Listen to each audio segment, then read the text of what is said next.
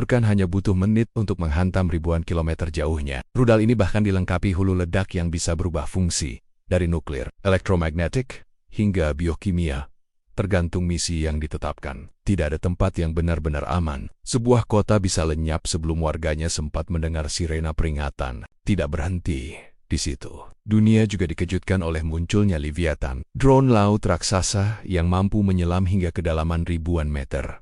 Leviathan bergerak seperti monster laut, berdiam dalam kesunyian samudra selama berbulan-bulan, membawa muatan nuklir mini, dan siap meledak kapan saja ketika sinyal dikirim. Pelabuhan besar, kapal induk, bahkan kota pesisir bisa lenyap seketika oleh satu Leviathan yang bangkit dari dasar laut. Rekaman satelit yang bocor menunjukkan bayangan Leviathan berdiam di kedalaman, menunggu perintah untuk memicu kiamat kecil. Sementara dunia berusaha memahami apa yang terjadi, senjata rahasia lain ikut muncul. Teknologi orbital yang disebut sebagai sinar kematian, satelit pemantul cahaya yang mampu memfokuskan panas matahari ke satu titik, menghasilkan cahaya terang yang membakar pangkalan militer dalam hitungan menit. Sebuah gurun luas pernah jadi saksi. Pangkalan bawah tanah yang konon tidak bisa ditembus, dihancurkan oleh cahaya yang datang dari langit. Bukti rekaman hanya menunjukkan kilatan cahaya, lalu kehancuran total. Di sisi lain, muncul kabar tentang senjata psikotronik, teknologi gelombang otak yang mampu mengendalikan emosi jutaan orang sekaligus. Bayangkan sebuah kota besar tiba-tiba dipenuhi warga yang panik tanpa sebab. Atau sebaliknya, pasukan musuh kehilangan rasa takut dan menjadi agresif tak terkendali. Senjata ini menjadikan pikiran manusia sebagai medan perang baru. Tak ada peluru, tak ada ledakan, hanya gelombang tak terlihat yang mengubah manusia menjadi boneka. Dan inilah yang membuat dunia semakin gentar. Serangan siber juga mencapai level yang tak pernah ada sebelumnya.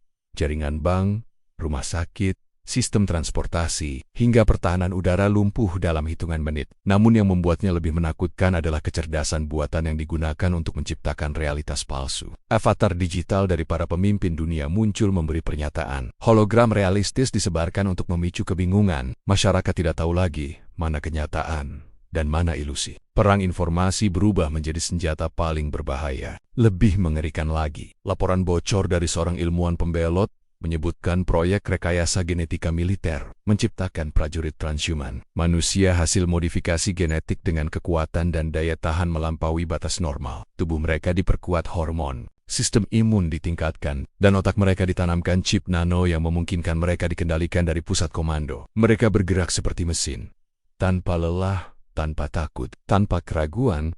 Pasukan semacam ini adalah mimpi buruk peradaban, karena perang bukan lagi antara manusia melawan manusia, melainkan antara manusia alami melawan manusia buatan. Dunia pun semakin sadar bahwa Perang Dunia III bukan sekadar konflik perebutan wilayah, melainkan uji coba senjata rahasia yang selama ini tersembunyi. Setiap ledakan, setiap serangan, bukan hanya untuk menghancurkan musuh, tetapi juga untuk menguji kemampuan senjata yang seakan keluar dari mimpi buruk fiksi ilmiah. Rakyat dunia hanya bisa menyaksikan dari layar televisi yang penuh propaganda, dari internet yang dipenuhi berita palsu dan rekaman samar. Mereka tidak tahu apa yang sebenarnya terjadi, hanya tahu bahwa bumi sedang terbakar. Namun perang ini baru saja dimulai, dan senjata yang lebih mengerikan masih menunggu giliran. Di laboratorium bawah tanah, di pangkalan angkasa, dan di dasar laut terdalam, para penguasa bayangan sudah menyiapkan sesuatu yang lebih besar. Sesuatu yang bukan hanya akan mengejutkan dunia, tetapi mungkin juga menghapus eksistensi umat manusia selamanya. Di tengah kepanikan global, laporan demi laporan mulai bocor ke publik. Dokumen rahasia yang diselundupkan para whistleblower menunjukkan bahwa banyak senjata ini sudah disiapkan puluhan tahun sebelumnya. Dunia ternyata hanya pion dalam permainan besar yang diatur oleh kekuatan tak kasat mata. Siapa sebenarnya dalang di balik Perang Dunia III? Apakah negara adidaya, aliansi rahasia, ataukah korporasi militer yang haus keuntungan? Semua itu menjadi misteri. Namun satu hal yang jelas, senjata rahasia ini bukan diciptakan untuk pertahanan, melainkan untuk dominasi total. Salah satu senjata paling mengerikan yang terungkap kemudian adalah proyek Medusa, sebuah sistem senjata akustik frekuensi rendah yang bisa menghancurkan organ dalam manusia tanpa terlihat. Bayangkan tentara yang tiba-tiba jatuh tersungkur. Telinga mereka berdarah, paru-paru pecah, dan jantung berhenti. Semua hanya karena gelombang suara yang tak terdengar. Kota-kota yang diserang Medusa berubah menjadi neraka. Tidak ada bangunan runtuh, tidak ada ledakan, hanya tubuh-tubuh yang bergelimpangan. Mata dunia terbelalak menyaksikan rekaman yang bocor. Selain itu muncul pula senjata berbasis iklim, teknologi modifikasi cuaca yang mampu menciptakan badai buatan. Topan diarahkan ke kota besar. Hujan asam mengguyur wilayah pertanian, dan gelombang panas ekstrim memaksa jutaan orang mengungsi. Cuaca yang selama ini dianggap fenomena alam kini menjadi alat perang. Satelit khusus memancarkan gelombang yang memicu perubahan awan, dan bumi sendiri dijadikan senjata. Para ilmuwan memperingatkan bahwa penggunaan teknologi ini akan merusak keseimbangan planet, tetapi peringatan mereka tenggelam oleh dentuman perang. Belum cukup sampai di situ, dunia juga diguncang oleh proyek Chimera, program penciptaan makhluk hibrida antara manusia dan hewan. Hasil rekayasa laboratorium yang dipelihara dalam fasilitas bawah tanah. Makhluk-makhluk ini dilatih sebagai senjata biologis hidup, memiliki kekuatan brutal, insting predator, dan ketaatan penuh kepada komandan yang mengendalikannya. Laporan awal menyebutkan pasukan Chimera dilepaskan di sebuah hutan konflik. Lawan mereka lenyap, tanpa jejak. Hanya tersisa pohon-pohon patah, tanah berlumuran darah, dan rekaman samar makhluk berlari di kegelapan. Dunia pun bertanya, apakah manusia masih layak disebut penguasa bumi ketika menciptakan monster semacam itu? Senjata berikutnya adalah mata neraka, sebuah sistem laser orbital yang bisa menghancurkan target dengan sinar tak terlihat. Kota industri di Asia pernah padam total dalam satu malam. Pabrik, pelebun, dan infrastruktur meleleh seolah terkena panas ribuan derajat. Tidak ada rudal, tidak ada pesawat, hanya sinar yang datang dari langit. Media resmi membantahnya sebagai kebetulan. Namun satelit amatir membocorkan rekaman pancaran cahaya, bukti bahwa senjata mata neraka benar-benar ada. Perang Dunia III semakin kacau ketika senjata berbasis nanoteknologi mulai digunakan. Miliaran robot nano dilepaskan melalui udara, air, bahkan makanan. Mereka masuk ke tubuh manusia tanpa disadari, menghancurkan organ dari dalam, atau lebih buruk lagi, menanamkan chip kendali mikro. Orang-orang sehat mendadak roboh, atau bangkit dengan tatapan kosong seperti zombie. Nanobot ini hampir mustahil dihentikan. Hanya medan elektromagnetik tertentu yang bisa melumpuhkannya. Tetapi itu berarti mematikan juga semua perangkat modern.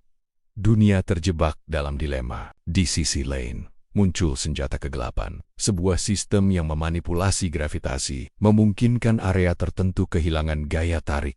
Gedung-gedung melayang, kendaraan terangkat, manusia terhempas ke udara tanpa bisa kembali. Teknologi ini bukan hanya merusak fisik, tetapi juga menghancurkan mental. Bagaimana manusia bisa melawan musuh yang mampu mengubah hukum alam? Sementara itu, propaganda digital semakin brutal. Hologram pemimpin dunia muncul berpidato, padahal orang itu mungkin sudah tewas berminggu-minggu sebelumnya. AI deepfake menciptakan wajah dan suara sempurna. Pasukan kebingungan menerima perintah dari dua sosok yang sama. Satu asli, satu palsu. Rakyat kehilangan kepercayaan. Perang bukan hanya soal peluru, melainkan soal siapa yang dipercaya. Laporan juga muncul tentang penggunaan portal dimensi, teknologi eksperimen yang memungkinkan pergerakan instan dari satu tempat ke tempat lain. Pasukan musuh muncul tiba-tiba di belakang garis pertahanan, lenyap sebelum bisa ditangkap. Rumor mengatakan portal ini diciptakan dari penelitian lubang cacing. Sebagian ilmuwan menganggapnya mustahil, tetapi bukti rekaman medan perang menunjukkan pasukan hilang begitu saja dan muncul kembali ribuan kilometer jauhnya. Masyarakat sipil semakin terjebak dalam ketakutan. Mereka tidak lagi tahu apakah langit biru adalah alami atau ciptaan mesin. Apakah gempa bumi benar-benar bencana atau senjata buatan? Apakah pemimpin yang berbicara di layar adalah nyata atau hanya boneka digital? Dunia telah runtuh ke dalam labirin kebohongan. Dan di tengah semua itu, muncul satu pertanyaan besar. Siapa yang pertama kali akan menggunakan senjata pamungkas? Para analis memperingatkan tentang keberadaan Black Sun, sebuah proyek nuklir eksperimental yang kekuatannya berkali lipat bom Hiroshima dan Nagasaki. Tetapi bukan dalam bentuk ledakan panas, melainkan ledakan gravitasi yang bisa melipat ruang di sekitarnya, menciptakan lubang hitam mikro. Senjata ini disebut Black Sun karena meninggalkan kehampaan, menghisap segala sesuatu, lalu menghilang. Satu uji coba dikabarkan pernah dilakukan di padang pasir terpencil, dan daerah itu hingga kini menjadi zona terlarang karena anomali fisik. Apakah Black Sun akan digunakan dalam Perang Dunia III, atau hanya sebagai ancaman untuk menakut-nakuti dunia?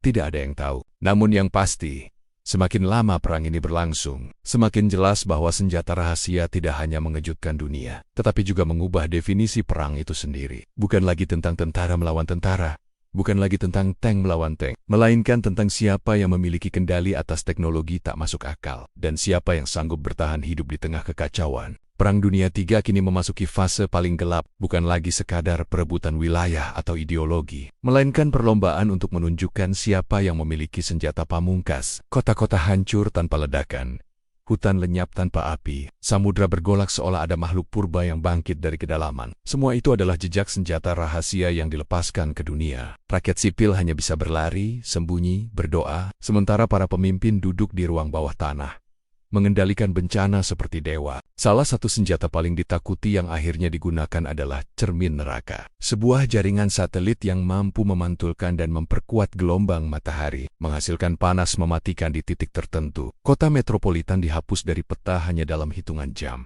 Aspal meleleh, baja mencair, manusia terpanggang hidup-hidup. Tidak ada rudal, tidak ada peringatan, hanya sinar terang dari langit. Dunia pun sadar bahwa langit bukan lagi tempat aman. Namun yang lebih mengejutkan adalah senjata berbasis waktu. Eksperimen manipulasi kronologi yang memungkinkan memperlambat atau mempercepat waktu di area tertentu. Pasukan musuh mendadak bergerak lambat seperti film slow motion, sementara lawan mereka bergerak normal. Atau sebaliknya, waktu di sebuah kota dipercepat hingga membuat bangunan runtuh akibat usia mendadak. Senjata ini mengacaukan realitas. Para ilmuwan dunia gemetar menyadari bahwa hukum waktu kini bisa dijadikan alat perang. Sementara itu, muncul pula kabar tentang senjata jiwa. Teknologi yang bisa mengekstraksi kesadaran manusia, mengurungnya dalam jaringan digital, dan menjadikan tubuh mereka kosong. Para tentara yang terkena senjata ini roboh tanpa luka, tubuh hidup, tetapi mata kosong.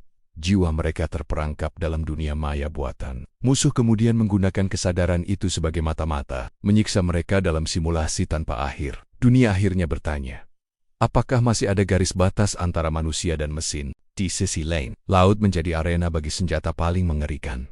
Leviathan generasi baru yang disebut Abyss Walker, mesin laut raksasa sebesar pulau kecil, mampu mengeluarkan gelombang tsunami buatan.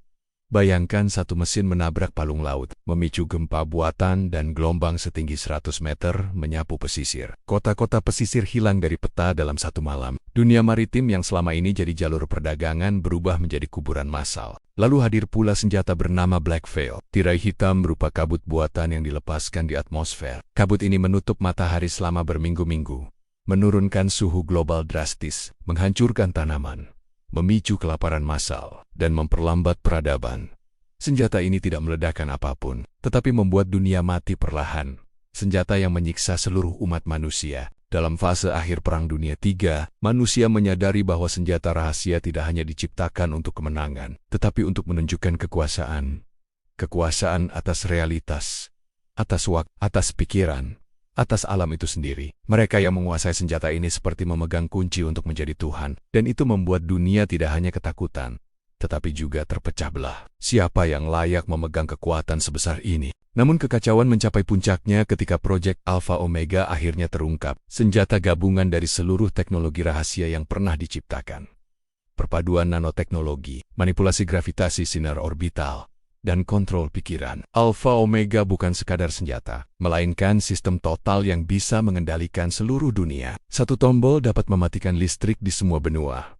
Satu perintah dapat menjadikan manusia patuh tanpa protes. Satu kilatan dapat menghapus kota dalam hitungan detik. Alpha Omega adalah definisi kiamat buatan. Pada titik ini, rakyat di seluruh dunia mulai memberontak. Mereka tidak lagi percaya pada pemimpin. Mereka tidak lagi percaya pada propaganda. Mereka hanya tahu bahwa senjata-senjata rahasia ini mengancam keberadaan mereka. Gelombang demonstrasi terjadi di tengah puing-puing kota. Suara rakyat menantang para penguasa bayangan. Tetapi bagaimana mungkin suara manusia biasa melawan mesin yang bisa menghentikan waktu? Ironisnya, justru ketika semua senjata rahasia dilepaskan, dunia mulai runtuh bukan karena serangan musuh, melainkan karena kerusakan yang mereka ciptakan sendiri.